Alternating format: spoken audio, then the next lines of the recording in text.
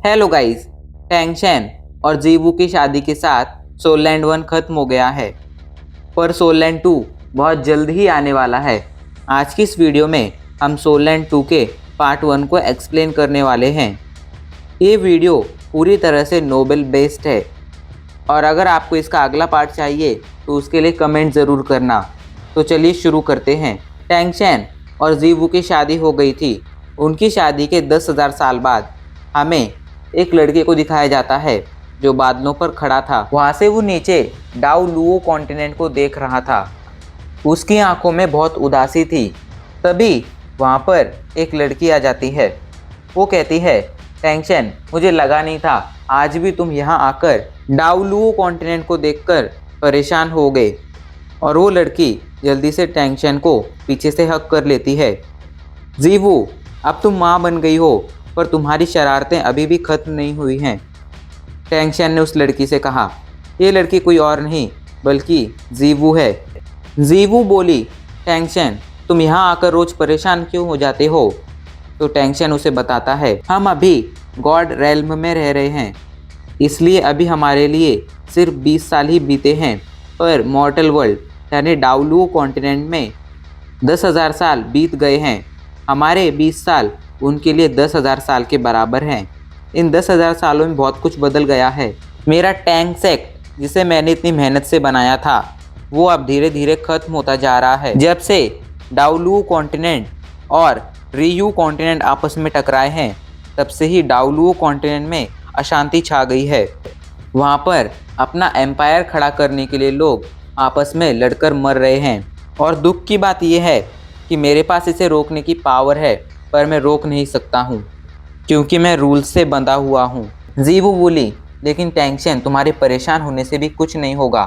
जब से तुम एनफोर्सर ऑफ गॉड रेल्म और गॉड ऑफ सी बने हो तब से तुम्हारा मॉर्टल वर्ल्ड से कनेक्शन टूट गया है। तुम चाहकर भी मॉर्टल वर्ल्ड में जाकर वहाँ के मैटर्स में इंटरफेयर नहीं कर सकते हो, इसलिए अब तुम्हारे परेशान होने से भी कोई फ़ायदा नहीं होगा। अब हम बस उम्मीद कर सकते हैं जल्द ही डाउलुओ कॉन्टिनेंट में तुम्हारे जैसा कोई आए जो फिर से टैंगसेक और डाउलुओ कॉन्टिनेंट को उसकी पीक पर पहुंचा दे। अभी वो दोनों बातें कर ही रहे थे तभी, मॉम डैड, आप दोनों यहाँ पर क्या कर रहे हो? एक बच्ची की आवाज़ उन दोनों के कानों में पड़ती है। जब वो पीछे मुड़कर देखते हैं तो वहाँ पर उनकी बेटी टैंग वू टोंग खड़ी उन दोनों को ही देख रही थी। टैंग वू अभी 11-12 साल की होगी। टैंग वू को देखकर टैंगशेन बोला, तो तुम्हारी नींद पूरी हो गई?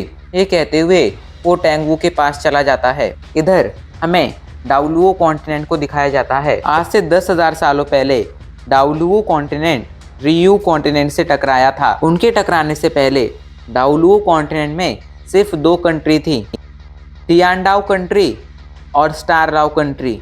ये दोनों कंट्री ही पूरे डाउलुओ कॉन्टिनेंट पर राज करती थी।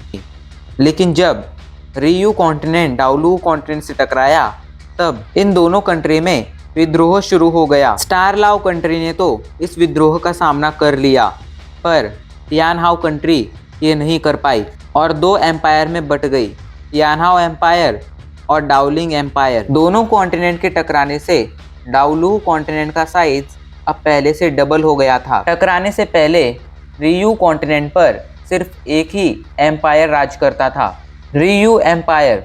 दोनों कॉन्टिनेंट के टकराने के बाद दोनों कॉन्टिनेंट तो एक हो गए, पर ये एम्पायर एक नहीं हो पाए, जिस कारण अकेला रियू एम्पायर स्टारलाओ कंट्री, टियानहाओ एम्पायर और डाउलिंग एम्पायर का दुश्मन बन गया। रियू एम्पायर को हराने के लिए स्टारलाओ कंट्री, टियानहाओ एम्पायर और डाउलिंग एम्पायर एक हो गए, जिस कारण उनकी पावर बहुत ही बढ़ गई और उन्होंने 20 साल के महायुद्ध के बाद रियू एम्पायर को हरा ही दिया।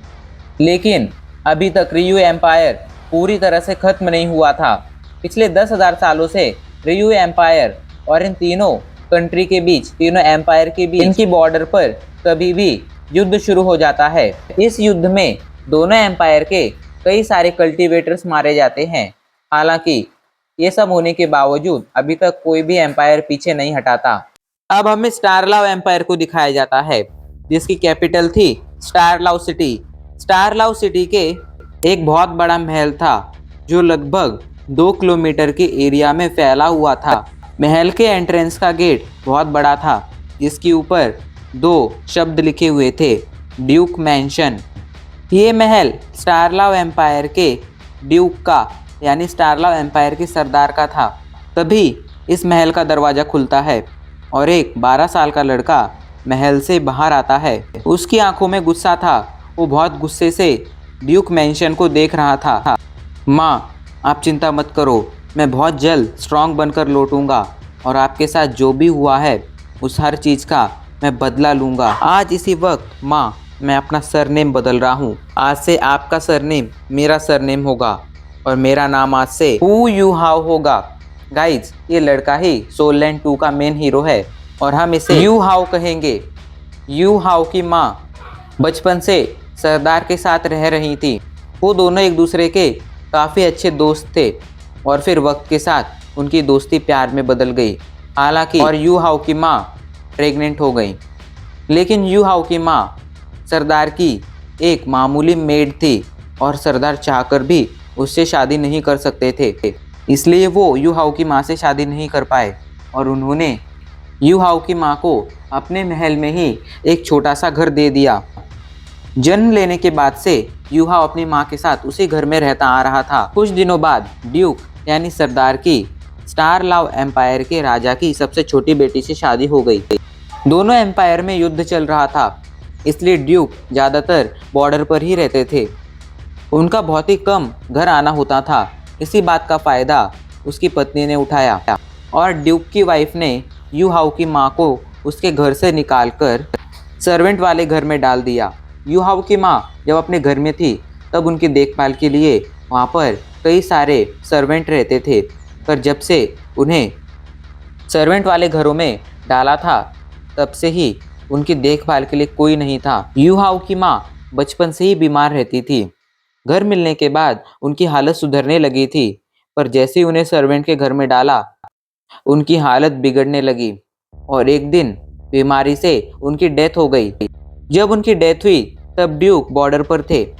घर लौटकर जब उन्होंने अपनी वाइफ से उनकी मौत का कारण पूछा तो उनकी वाइफ ने उन्हें अधूरा सच बताया और ये बताया यू हाउ की माँ को एक खतरनाक बीमारी हो गई थी।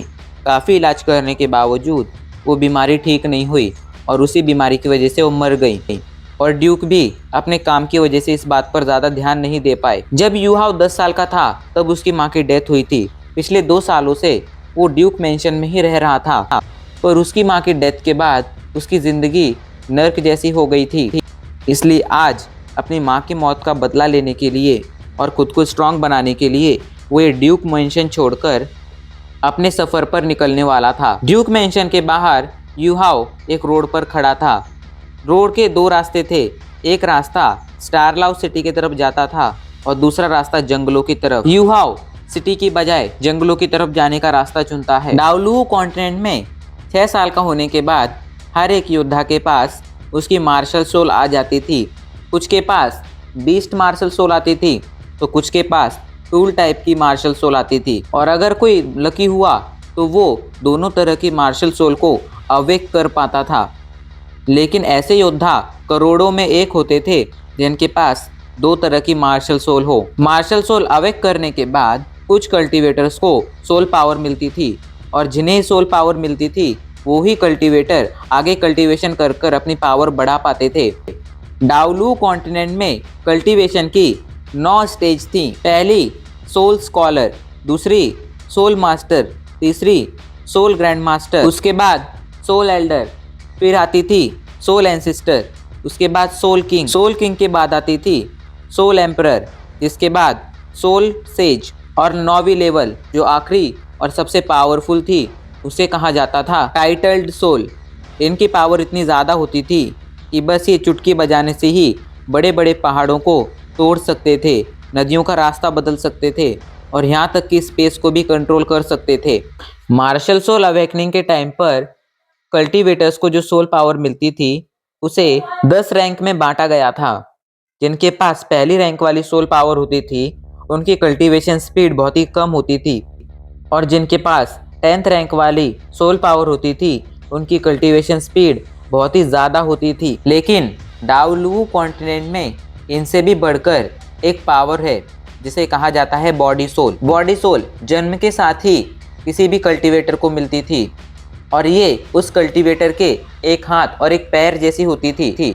बॉडी सोल उस कल्टीवेटर के बॉडी में कहीं भी हो सकती थी। बॉडी सोल के होने से उस कल्टीवेटर की पावर कई गुना बढ़ जाती थी।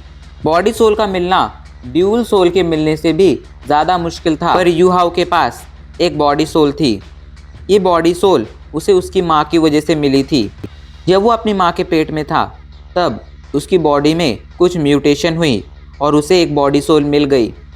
उसे जो बॉडी सोल मिली थी उस बॉडी सोल को स्पिरिट आई कहा जाता है। यू हाउ के पास स्पिरिट आई थी, पर वो फिर भी बहुत ज़्यादा पावरफुल नहीं बन पाया था।